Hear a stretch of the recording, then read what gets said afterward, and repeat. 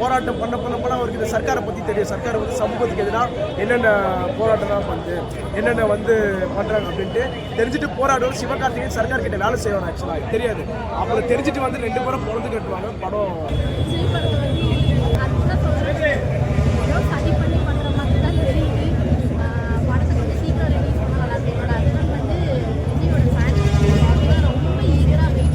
இனிமேல் அந்த மேடையில் சொல்லும்போது ஒரு வார்த்தை சொல்லியிருப்பாரு, தமிழ் மொழிக்கு பெருமை சேர்க்கிற மாதிரி தான் அந்த படம் இருக்கும். இதில் வந்து மாஸ் மூமெண்ட்டும் இருக்குது. ஒரு சில விஷயங்கள் இருக்குது. அந்த சொடக்கு போடுற சீனை இன்டர்வலுக்கு முன்னாடி பார்த்தீங்கன்னா அந்த மேலே நின்றுட்டு ஒரு பிளாக் கலர் ட்ரெஸ் போட்டுட்டு ஒரு எரிப்பார்.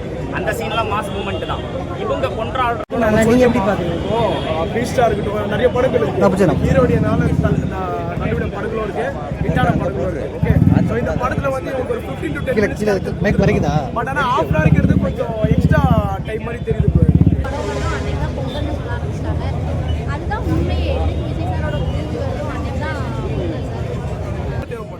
இந்த படத்தை பற்றின 3 பேர் சாப்பிட்டு போயிட்டு இருப்பாங்க. ஜெயம் ரவி, அதர்மா, சிவன் 3 பேர் போதும். பட் ஆனால் அவங்க ஒரு சில டைமில் வந்து அவங்களோட ப்ரெசன்ஸ் தேவைப்படுச்சு. ஸோ அதனால தான் அவங்களை ஆட் பண்ணியிருக்காங்க. நல்லா பட் ஆனால் ஃபஸ்ட்டு படம் நம்ம எதுவும் சொல்லக்கூடாது, நல்லா பண்ணியிருக்காங்க. நம்ம தமிழ் அளவுக்கு மாஸ் ஹீரோவாக கொண்டாடுற அளவுக்கு அந்த மட்டும் எனக்கு வரலாச்சு. அப்படி தான் நம்ம பார்க்கலாம். ரவி மோகன் எப்படி நடிச்சிருக்காரு? தனியாக இருந்து எவ்வளோதான் போராடுவார், கொஞ்சம் மறக்குமே, ஒரு டைம் தான் மறக்குமே அப்படிங்கிற ஒரு மைண்ட் தான் எல்லாருக்குமே. அவர் வில்லனிசம் நல்லா இருக்கு, ரொம்ப நல்லா இருக்கு. ஏன்னா சைலண்டாகவே வில்லனிசம் பண்ணுறாரு. ஆனால் இதில் நம்ம கவனிக்க வேண்டியது, ஒரு போராடுறவன் வந்து மாசாலாம் போராட மாட்டான். ஏன்னா போராட்டம்ங்கிறதே மிகப்பெரிய, அந்த களம்ங்கிறதே மிகப்பெரிய தவிப்பான களம் தான். எங்கேருந்து அட்டாக் பண்ணுவாங்க அதெல்லாம் எதுவுமே தெரியாது. அந்த மாதிரி தான் யதார்த்தமாக எடுத்து போயிருக்காங்க. அதெல்லாம் சூப்பராக பண்ணியிருக்காரு. ஒரு இளைஞனா, ஒரு துடிப்பான இளைஞனா, ஒரு இளம் ரத்தம் உள்ள இளைஞனா அழகாக பண்ணியிருக்காரு. புரியல, அதுதான் ஸ்ரீலெலாம் நல்லா பண்ணியிருக்காங்க. ஃபஸ்ட்டு தமிழ் படம் நல்லா பேசியிருக்காங்க. ஃபஸ்ட்டு அவங்க திக்குவாய் மாதிரி காமிச்சிருப்பாங்க. அதுக்கப்புறம் இந்த தமிழ் மீது இருக்க பற்றில் அவங்க வந்து பேசுகிற மாதிரி காமிச்சிருப்பாங்க. நல்லா பண்ணியிருக்காங்க. ஸ்ரீலெலாம் சும்மா சொல்லக்கூடாது. பாட்டுக்கெலாம் ரொம்ப நல்லா பண்ணியிருக்காங்க. ஜிவியோட மியூசிக் நல்லா இருக்குது, பேக்ரவுண்ட் மியூசிக் நல்லா இருக்குது. தேவைப்படுற இடத்துல மியூசிக் இருக்குது, நல்லா பண்ணியிருக்காரு. ஜிவி யூஸ்வலாகவே இந்த மாதிரி விஷயங்கள் நல்லா பண்ணிடுவாங்க. மதராஸ் சப்ஜெக்ட்லேயே பார்த்தோம், இந்த மாதிரி விஷயங்கள்லாம் நல்லா பண்ணிடுவாரு. Art director and makeup man, காஸ்டியூம்ஸ்லாம் ரொம்ப பாராட்டும். ஏன்னா அந்த காலத்து அந்த 1965 சாயலை நிச்சயமாக கொண்டு வந்திருக்காங்க. நிறைய ஒர்க் பண்ணியிருக்காங்க. அது ஒரு மிகப்பெரிய விஷயம். மேக்கப் நல்லா இருக்கு. நான் திருப்பி சொல்கிறேன், மேக்கப் நல்லா ஃபஸ்ட்டே சொல்லிட்டேன். டெக்னீஷியன் நான் பாராட்டாமல் எந்த படத்துக்குமே போனது கிடையாது. வித்தவுட் டெக்னீஷியன் முன்னாடி ஸ்க்ரீனில் எதுவுமே நடக்காது. ஸோ எப்பொழுதுமே அது வந்து ஒரு மிகப்பெரிய விஷயம். டெக்னீஷியன் நல்லா வேலை பார்த்துருக்காங்க. டெக்னீஷியன் சொதப்பனாலும் படம் தோற்றுரும். டெக்னீஷியன்ஸ் நல்லா பண்ணாங்கன்னா படம் ஜெயிச்சு. படம் நல்லா பண்ணியிருக்காங்க. நான் வந்து மதராசிக்கு சொல்லியிருந்தேன், வில்லனுக்கு ஈக்குவலாக எந்த படத்துக்கு நம்ம வந்து ஸ்கோப் கொடுக்குறோமோ அந்த படம் வந்து ஹிட் ஆகிடும் அப்படின்னு. அதே மாதிரி இதில் வந்து வில்லனுக்கான ரோல் நல்லா இருக்குது. ஜெயம் ரவி நல்லா பண்ணியிருக்காரு, ரவி மோகன் நல்லா பண்ணியிருக்காரு. நிச்சயமாக படம் வந்து வெற்றி படம் தான். ஸோ அது வந்து கொஞ்சம் கம்மி பண்ணிடுவாங்க. தேவைப்படுது. ஆனால் ரொம்ப இன்டர்வலுக்கு முன்னாடி ஆஃப் அன் ஹவர் பயங்கர பிளாஸ்டாக இருக்குனாங்க. நீங்கள் எப்படி பார்க்குறீங்க? ஸோ ஃபர்ஸ்ட் ஹாஃப் பொறுத்த வரைக்கும் நல்லா இருக்கும். செகண்ட் ஹாஃப் கொஞ்சம் ஸ்லோவாக போகுது. அதுக்கப்புறம் திருப்பி ஸ்லோவாக போகுது. இது வாங்குது. கிளைமேக்ஸில் முடிச்சு விட்டாங்க. ஸோ நம்ம இந்த 3 பேரும் ஒன்று சேர்ற மாதிரி.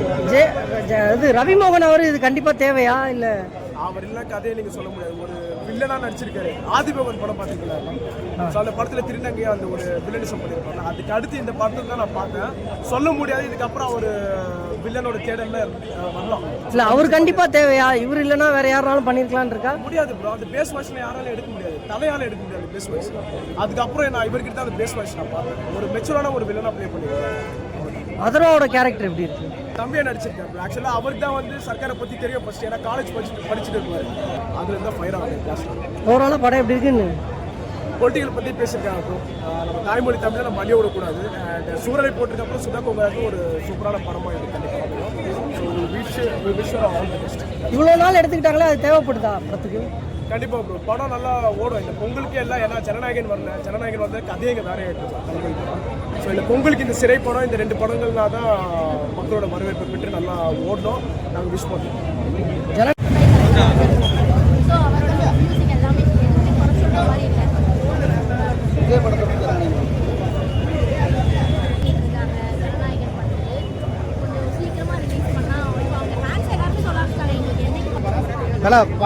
பிரிங்க் ஆனால் வராதுல இது பிரிங்காஸ்னா வராதுங்களா? ஓரளவுக்கு பிரிங்காஸ்ட் பரவாயில்ல. வந்து நம்மளுக்கு எடுத்து காமிச்சிருக்காங்க. அப்படிலாம் திருப்பி சொல்கிறேன். என்ன முதல்ல நடந்ததோ அதை நம்மளுக்கு சொல்கிறாங்க. ஸோ ஓவராலாக படம் வந்து எல்லாமே ஓவராலாக கூட்டம் தான் இருக்குது. அவர் வில்லனா நல்லா பண்ணியிருக்காரு, இது ஹீரோ நல்லா பண்ணியிருக்காரு. படத்துக்கு ஏற்ற மாதிரி எப்படி பிஜிஎம் ஆகோ அதுக்கு ஏற்ற மாதிரி ஆப்டாக பண்ணியிருக்காங்க. மற்றபடி எக்ஸஸாக தெளிவான படத்தை அப்படின்னா நடந்ததை வந்து அந்த 60s 50s இருக்க அந்த ஒரு வச்சோட கரெக்டாக கொடுத்துருக்காங்க. இல்லை அப்படிலாம் லென்த்னால கரெக்டாக வந்து அந்த 2.5 hours கரெக்டாக இருக்குது.